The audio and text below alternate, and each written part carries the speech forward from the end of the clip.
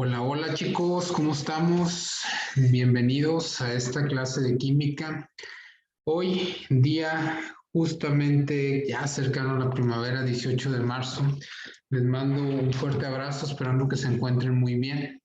El día de hoy nos toca hablar un poquito de química y a la vez ir avanzando en los temas que hemos estado trabajando en la materia.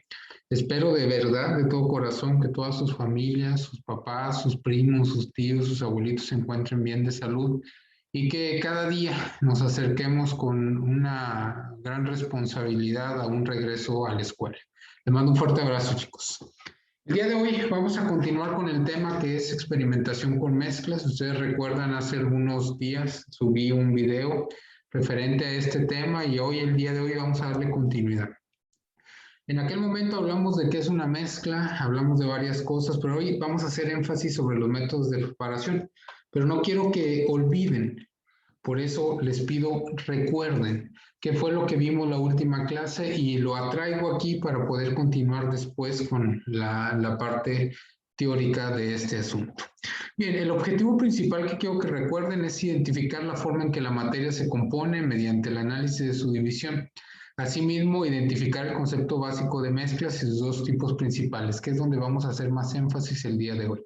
Si recuerdan las clases pasadas, yo les estuve poniendo este análisis general en donde distribuida a partir del concepto de materia, que básicamente es todo lo que ocupa un lugar en el espacio, que es básicamente el objeto de estudio de la química, que es básicamente lo que nos permite el día de hoy estar hablando tú y yo sobre este tema.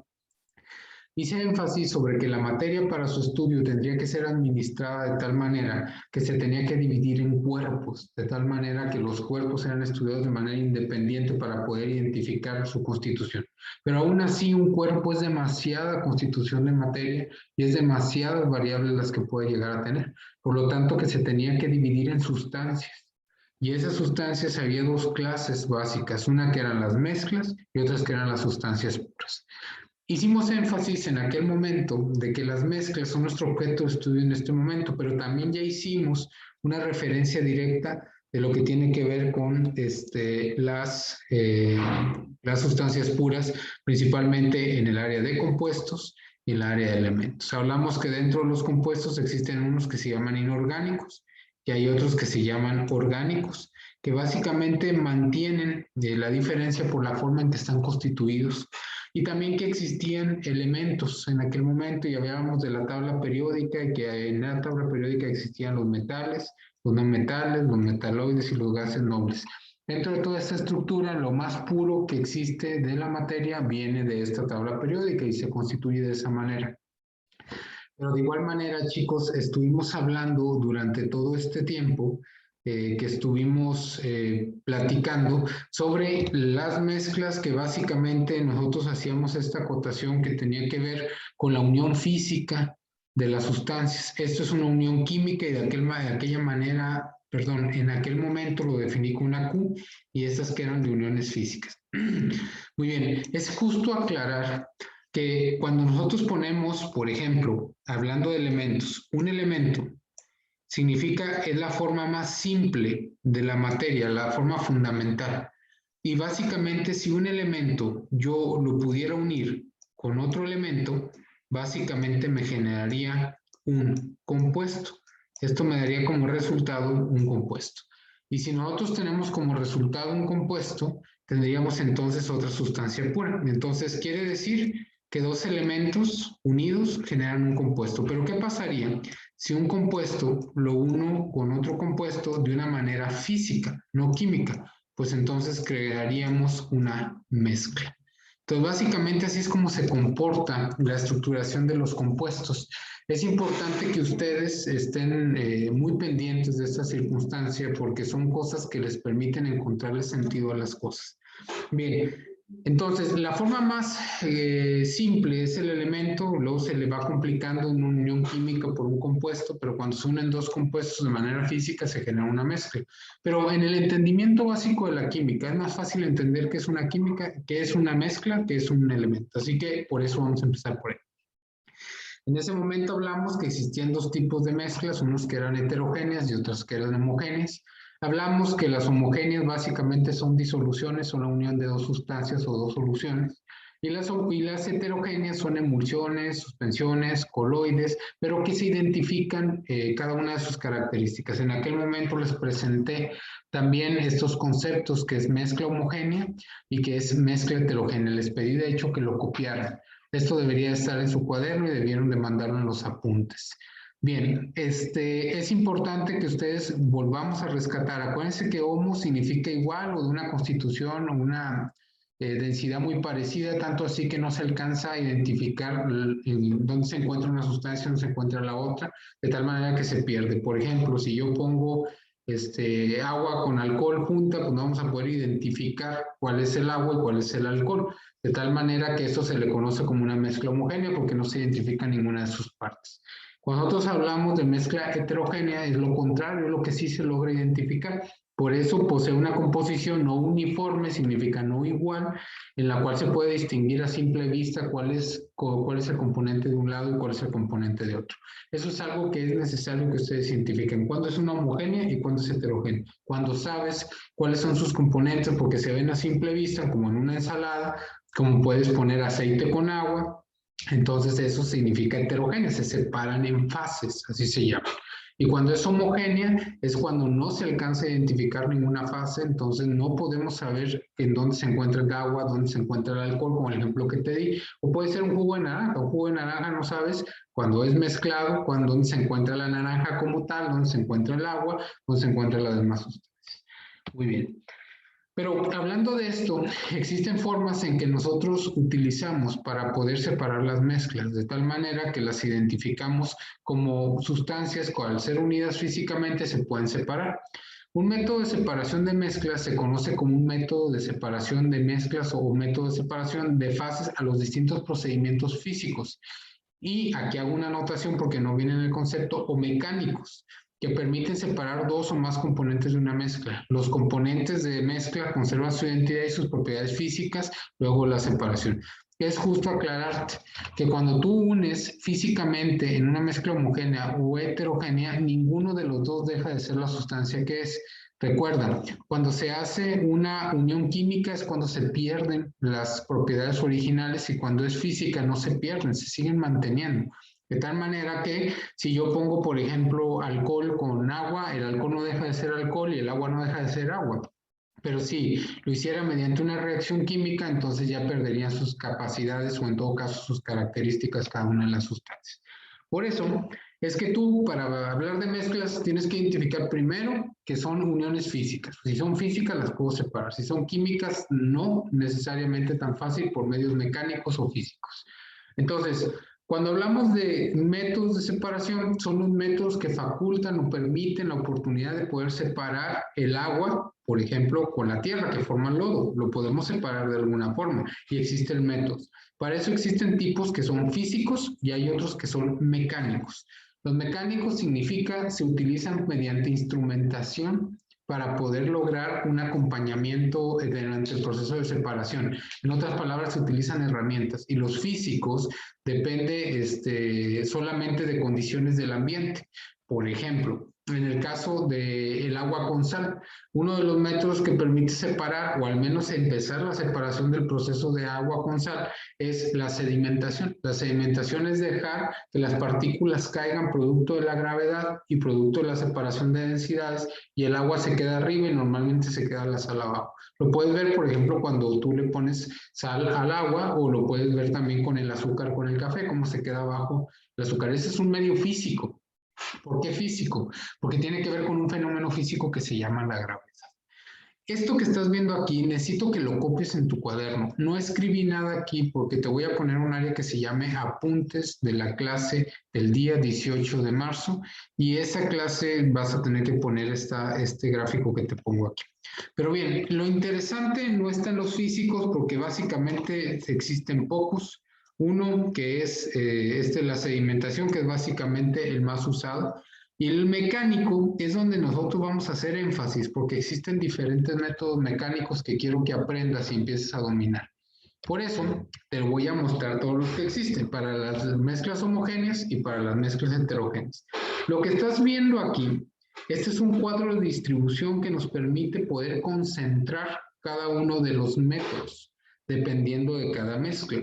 Al final, cuando acabes de ver la explicación, quiero que los copies en tu cuaderno, pero los separo para que tengas una visualización mejor.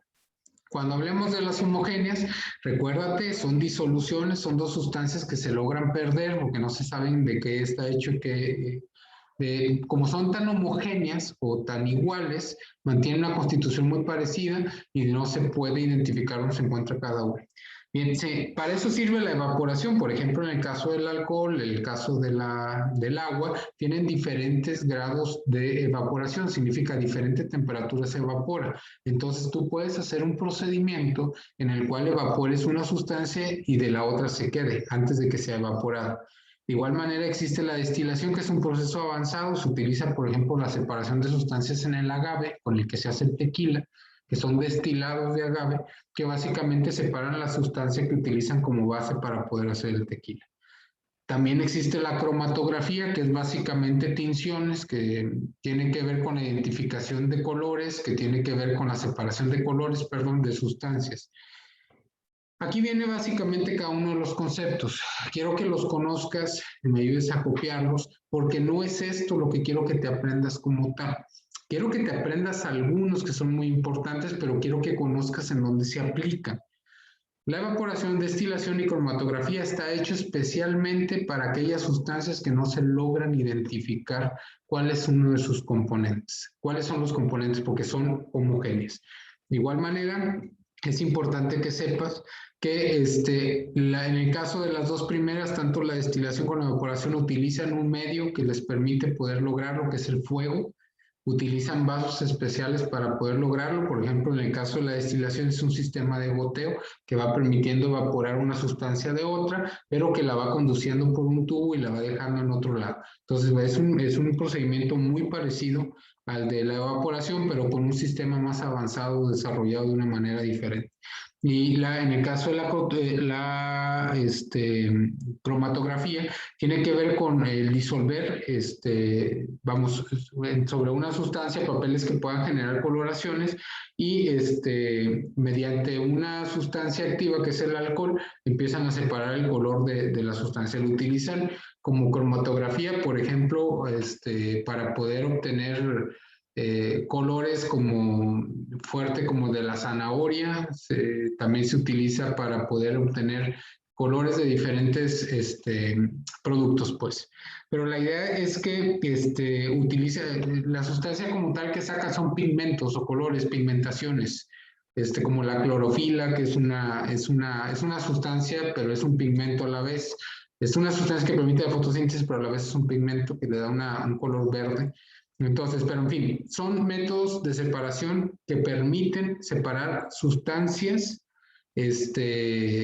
básicamente, que son parecidas y que no se alcanzan a ver. Lo ideal, sí, y en el caso de la evaporación, es separar siempre un líquido de un sólido. Sacas el líquido con evaporación y se queda el sólido, que el sólido no se evapora a la misma temperatura que un líquido. Y en el caso de la destilación y cromatografía, son líquidos sobre líquidos. Es algo que tú tienes que saber. En el caso de las heterogéneas hay tres niveles básicos, que es líquido sólido, líquido líquido y sólido y sólido. Entonces, para eso existen métodos como filtración en líquido sólido, sedimentación, y en el caso de líquido con líquido, la decantación, que es básicamente extraer de manera de poco a poco una sustancia de otra. Eso aplica mucho para el aceite con agua, por ejemplo. En el caso del sólido sólido es el tamizado, que es básicamente pasarlo por una red. Esa red tiene la oportunidad de dejar las cosas más grandes y pasar las cosas más pequeñas, lo que hacen en la criba de la arena, que seguramente has visto tú alguna vez. Y la separación magnética, entonces utilizan el magnetismo también como una forma de poder separar. Quiere decir que cuando un agente es metálico y que es magnético, lo puedes separar mediante un imán y se queda el que no es magnético. Entonces, básicamente, lo que nosotros hemos estado hablando, si se fijan, aquí en la heterogénea también se interviene un método que es físico. La sedimentación, se los había dicho que era físico, es para disoluciones, pero también se puede utilizar como un medio utilizando los métodos adecuados.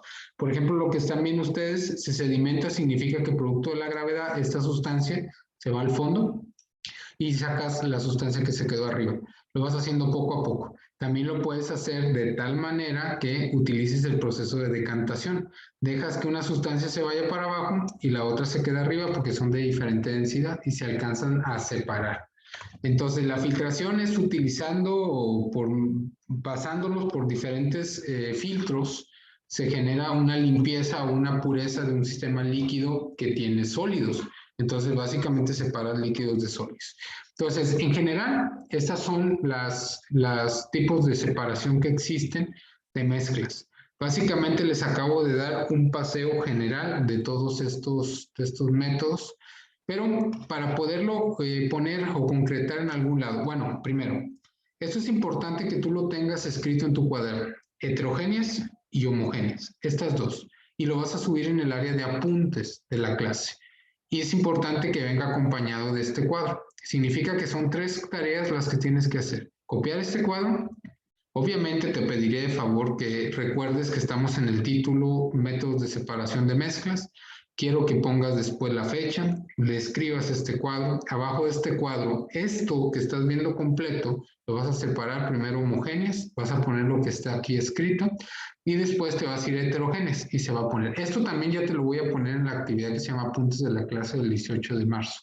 Y con el fin de que lo veas mejor, a lo mejor aquí en el video no se ve tan bien, pero se va a ver muy bien cuando ya lo tengas ahí en el dibujo. Bien, entonces te voy a pedir como actividad de cierre de esta pequeña sesión que acabamos de hacer juntos, es realizar un cuadro comparativo con los principales métodos de separación, ver el ejemplo. Este es el ejemplo. Lo que vas a hacer básicamente es poner el método que aquí te estoy dando, 1, 2, 3, 4, 5, 6, 7, 8 métodos. Vas a poner qué tipo de mezcla es la que separan. Me vas a investigar, porque esto no te lo dije todavía, porque este es un proceso de investigación. Tú tienes que investigar qué materiales se utilizan y tienes que darme ejemplos de sustancias que se pueden separar con este. De preferencia 2 ejemplos. Si puedes con uno, está perfecto. ¿En dónde lo vas a hacer? En el cuaderno de química. Vas a poner la fecha, vas a poner el margen, vas a poner toda la actividad. Es importante que lo hagas, por favor. Entonces, estamos cerrando la clase básicamente con esto, este cuadro comparativo que ya te acabo de explicar acá. Necesitas, después de terminarlo, enviarlo a la actividad de Google Classroom que se va a llamar cuadro de método de separación. Tienes hasta el 24 de marzo del 2021 para poderlo hacer. Todo lo que tiene que ver con los apuntes de la clase tienes hasta el lunes, que es el lunes 22 de marzo. Entonces, por favor, trata de hacerlo. Recuerda que seguimos en comunicación. Te doy mi Hangout. Hay varias gente me ha escrito, preguntado cosas relacionadas tanto a su promedio o preguntado cosas por sus trabajos. Entonces, es importante que sigamos en comunicación, chicos. Por favor, mi correo electrónico, elmaestrociencias@gmail.com. Y también les pido, por favor, estar al pendiente de las actividades que subo constantemente. Les mando un fuerte abrazo, deseando que se encuentren muy bien de salud y esperando verlos pronto de regreso ya por la escuela, que parece ser que los tiempos nos van a alcanzar para podernos ver antes de que se acabe el ciclo escolar. Les mando un fuerte abrazo, les deseo lo mejor. Adiós.